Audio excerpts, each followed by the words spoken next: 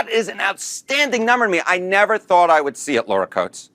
Neither does the bench as well. I mean, the judge is thinking they have the right to review things. That's the kind of the premise of what they're doing. All right, this might shock you, but there are about 1,650 federal judges within the United States, and at any moment, one of them can halt a Trump order or slow it down. So in this video, we will go over the most recent CNN Meltdown where we talk about this very important question. Does one judge, should they have the authority to stop Donald Trump or any president or halt a president order? Should there be a better process? This is what we will go over in this video, and I think you're going to see some rather interesting information. Definitely think it's representative of anger in the Democratic base. There's no question about that. And I think Booker's moves tonight are representative of the fact that there's a vacuum at the top of the Democratic Party. There's no leader. The only leader that really exists is Jasmine Crockett. She's the one you see on TV most often. Booker's trying to, fill some of that vacuum. I'm puzzled by his language, though. What is the... Now, this is very ironic and almost comical. This is Cory Booker. You guys have seen him. He is in the House of Representatives. He's a congressman. He's a Democrat leader. Now, he held the Senate floor for 10 plus hours talking about constitutional crisis, talking about judges, talking about personal testimonies. And ironically, nobody really is even talking about the details of the story. They're just talking about him standing up there for 10 plus hours. But again, in regards to this video, he did speak on like judges and constitutional crisis, things like that.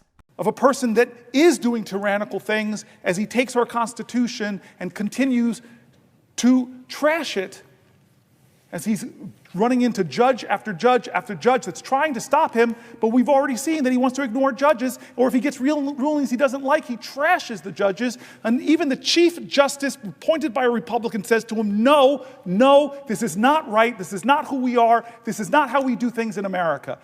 How much more can we endure before we, in a collective chorus of conviction in our country, say enough is enough? You have a president of the United States that won the national popular vote and a landslide in the Electoral College. He is sitting, according to CBS News as of yesterday, at a 50% approval rating. What is the crisis? I mean, he's effectively executing on the policy agenda that he ran on, and he's sitting at about 50%, which is far higher than the last president. If this is a crisis, what was the Joe Biden term? So believe it or not, Republicans are actually saying, yes, there is a crisis and want to potentially pass something called the No Rogue Rulings Act of 2025.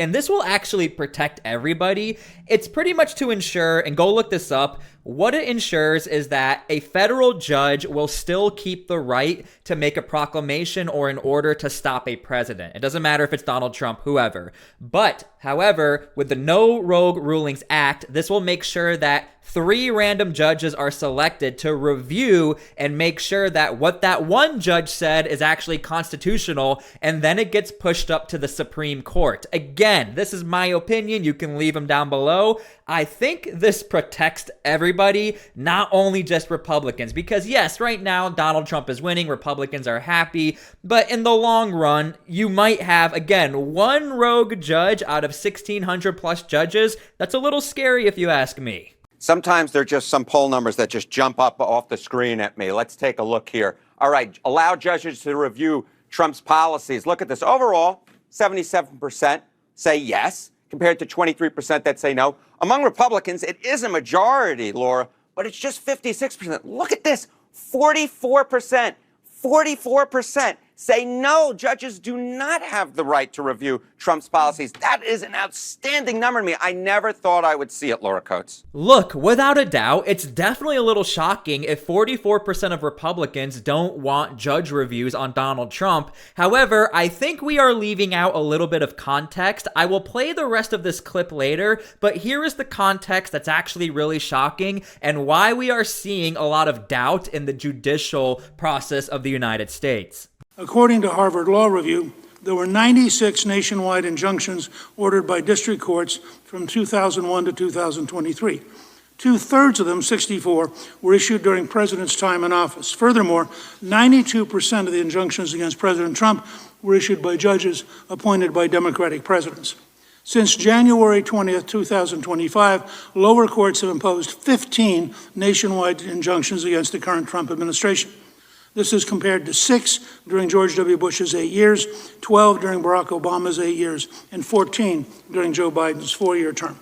The notion that unelected lawyers can micromanage the executive branch and override a commander-in-chief who received 77.3 million votes should trouble every American. Look, I really try not to push a narrative, but I think a lot of us can admit the evidence and numbers is a little staggering when 92% of the judges who've gone after Donald Trump were Democrat appointed. Again, not making accusations, it's just a number, an outlier that definitely sticks out when you look at all of the numbers, but let's continue with the numbers.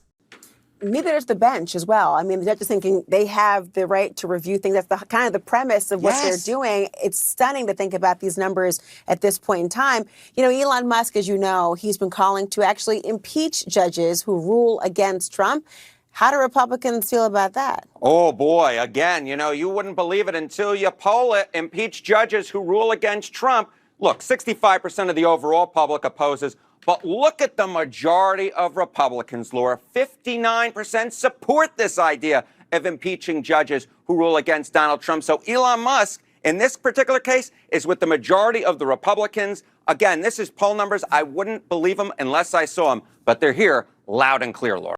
Look, without a doubt, we all know this, we start to get into a very dangerous territory when you start tampering with people of the law and the law itself. And we know the United States is an ever-evolving country when it comes to our laws, but when it comes to judges, that seems to have always been the spot in which we elect a judge, and as a country or local body, we trust that judge to make the right choice. However, it looks like Republicans, and not only Republicans, I think Democrats are starting to realize, you know what, we might need some reform or change. And again, I want to preface this by saying Republicans are not taking away the constitutional right of a judge to make a halt or stop. They will still have that right. I don't know why CNN keeps implying Republicans want to take that away. However, there is a need and want for accountability from Republicans. That's why I think these polling numbers are a little skewed.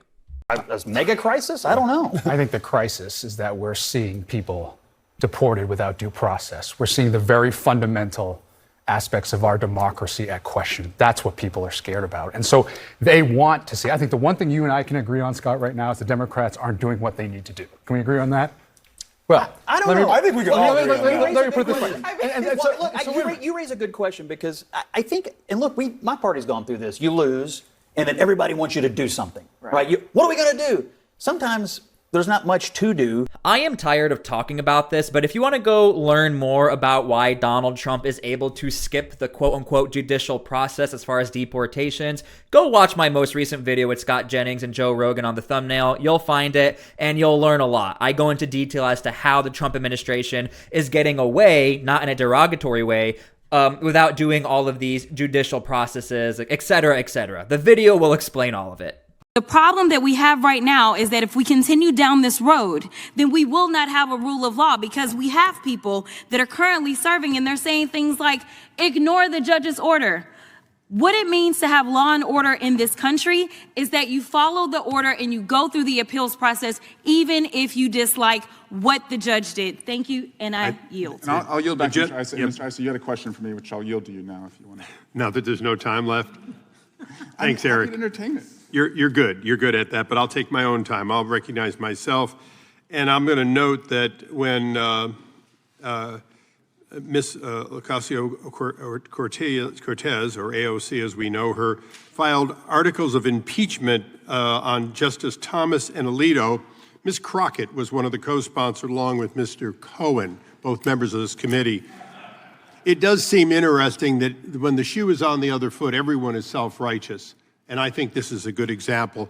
For the last 3 hours, I have had to listen to one side talking about impeachment as though it was the nature of this hearing. It is not. I don't know how many more Jasmine Crockett clips are going to come out, but it almost seems like daily. And this is why Scott Jennings always says, keep talking, keep talking. Again, I'm not trying to be overly biased here, but time and time again, and I think Jasmine Crockett's people are starting to realize this, I think she does need to be a little more careful when she speaks, because she really just got checkmated and mic dropped in the middle of that congressional hearing. But again, as you saw, even from a Democrat standpoint, they are accusing Republicans of the constitutional crisis and saying, you know, we're going against the rule of the land. If we go against judges, we're not going to have any rule of the land. But from the clip that you saw from Newt Gingrich, again, I think the statistics are a little more staggering than you think when you have that 90+% of Democrat judges going after Donald Trump. Again, I do want to be careful putting all the accusations on a Democrat judge.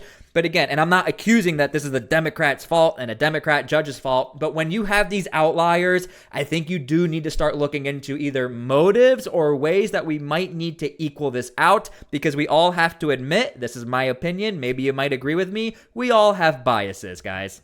How are, is there any kind of potential legal issues here? Yes. I mean, to name a few, you have the Federal Privacy Act, you have the Internal Revenue Code. Those all have strict rules about disclosure. But it's really interesting. A decision came out yesterday involving the Department of Education and a challenge to access of that information. And this is a decision that I think folks should look at, because it's one district court judge concluding that there's a difference when it comes to determining irreparable harm. There's a difference between disclosing information to the public and internal agency disclosure within the agency of that information, even if there is a risk that that information could be disclosed publicly. Those statutes I just mentioned have remedies for that. And these plaintiffs, at least in the Department of Education case involving this kind of access, the court found that disclosure internally may not be the kind of irreparable harm that would warrant a restraining order. Now, it's not the final word. There's going to be so much litigation on this, but that's one interesting take by one court. So again, you probably watched that clip and you're like, well, that was a very confusing explanation, but it turns out even district judges are kind of having issues here of saying, well, it could be perceived as illegal, but they're not illegal yet as far as Doge operations. And this is what's currently happening throughout the United States. Nobody has ever claimed we have a perfect process. I think the majority of Americans would say we have a very imperfect process when it comes to the law of the land. And this is why we tend to have more than one person make a ruling on somebody, especially if you have an appeals court, et cetera, et cetera. But what I want to point out is this is becoming problematic. Whether you're Republican or Democrat, I really think you might be a little more open to reform if you're realizing one judge out of the 1,600 plus judges can say, you know what, that's illegal. And if you are a Democrat and a Republican does that to you, I think you would be feeling the same kind of way as the Republicans are feeling right now. All right, so thank you again for watching this video. Again, go look up the No Rogue Rulings Act of 2025. I'm sure this is going to be a hot debate amongst Democrats and Republicans. I'm already seeing the narrative of Republicans are just doing this to get away with whatever they want to do. But when you try to look at this objectively, I really do think this is good for everyone, because eventually I'm sure everything will switch like it always does historically, and Democrats will be in power. And, you know, I think it would be good for everybody to be protected and not have one rogue judge. This is my opinion. Let me know if you guys agree. Thank you guys for everything. God bless, and we'll see you guys later.